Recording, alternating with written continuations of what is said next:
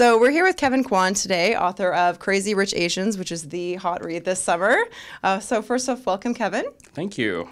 So this is your debut novel, and the response to it has been incredible. What's the experience been like seeing your book in the likes of Vogue magazine, Elle magazine, O magazine? It's incredible. It's been completely surreal. I mean, it's I set about just having fun writing this book, and never in my life would I have imagined that it would take on this life, and that so many people would come to love it in the way that they have. It's really, really very touching for me to see this all happen.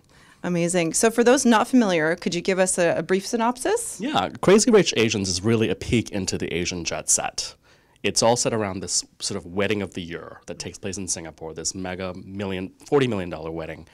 And our hero, Nick, brings his girlfriend, Rachel. You know, they're both living in New York to Singapore for this wedding. And Rachel is an American-born Chinese girl dating a Singaporean-born Chinese boy, and she has no idea the world she's about to step into, because it's this world of extreme wealth and hidden privilege, and with that comes all these lovely, scheming, plotting people. So therein lies the comic romp of the book. For sure. Singapore high society is just, it's not something I was aware of at all. Can you tell me a little bit about the... disappointed to know that. What was the writing process like, and how did you come to this story?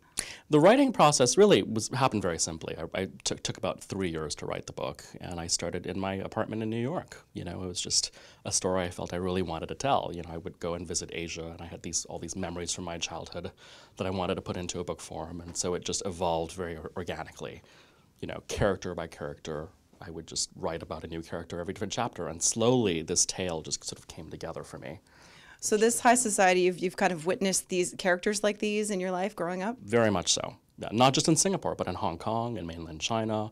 And so much of these people now are highly mobile. You know, they have their private jets. So you see them all over the world, in New York, in London, in Paris. You know, they're crazy spending and crazy shopping. So this is a satirical novel. What are some of the challenges of writing satire? You know, you really want to have fun. You want to make people laugh, I think.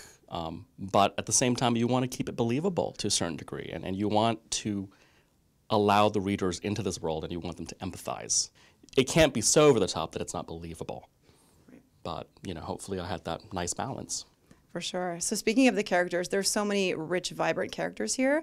Who is the most fun to write, and why? Hands down, the cousin Eddie was the funnest to write. Eddie Cheng is the Hong Kong cousin, and I sort of had fun sort of really creating him as a character, because he's this very sort of archetypal, you know, blustery child of a billionaire, and he loves to flaunt his money, and he's all about showing it off as much as possible and putting forth the best, most perfectly best-dressed impression of himself at all times.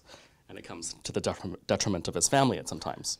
Yeah, he's a hilarious character. I've just kind of come across him, and yeah, he kind of, as you say, kind of comes in like a storm, and everyone's just kind of left wondering, oh my God, who is this guy? So in terms of what authors would you say are your biggest influences or inspirations? I think number one would be Julian Fellowes, you know, who created Downton Abbey and also did two amazing books. One's Snobs, and the other one's called Past Imperfect. And also I was really influenced by writers from the last century. Edith Wharton, certainly Henry James, and even earlier before that, Jane Austen and Anthony Trollope. I think there's this great tradition of satirizing the very wealthy. It happened in England during the Victorian times, it happened in the US during the Gilded Age, and the new Gilded Age is now taking place in Asia. So I said, why not? Why not write about these people in that same fashion and really kind of just have fun showing this crazy, ridiculous, outrageous world of money?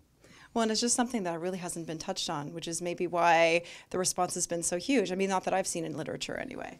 That's really what I found. You know, I really felt like there were two types of novels being written about Asians. You know, either they're very historical, going back into Chinese history and Shanghai during the war, or they're stories of assimilation, of Asians assimilating to Canadian culture, to American culture. And no one was really writing about Asia now, contemporary Asia, what's happening over there. And what's happening over there is just rather remarkable. Mm-hmm. So I've heard that Crazy Rich Asians could end up being 2 or 3 books. Is there some truth to that? I hope, absolutely. I really conceived it as 3 books, as a trilogy. And with each book, it would keep moving forward, but you would get to know more of the older generation. So, you know, the next book, you'll see more of Nick's parents, and the book before that, you'll see his grandparents. And you really see the line of how every decision these people made created what would come in the future, why the children are the way they are. Right. So hopefully we can stay tuned for that in the next couple years. Stay tuned.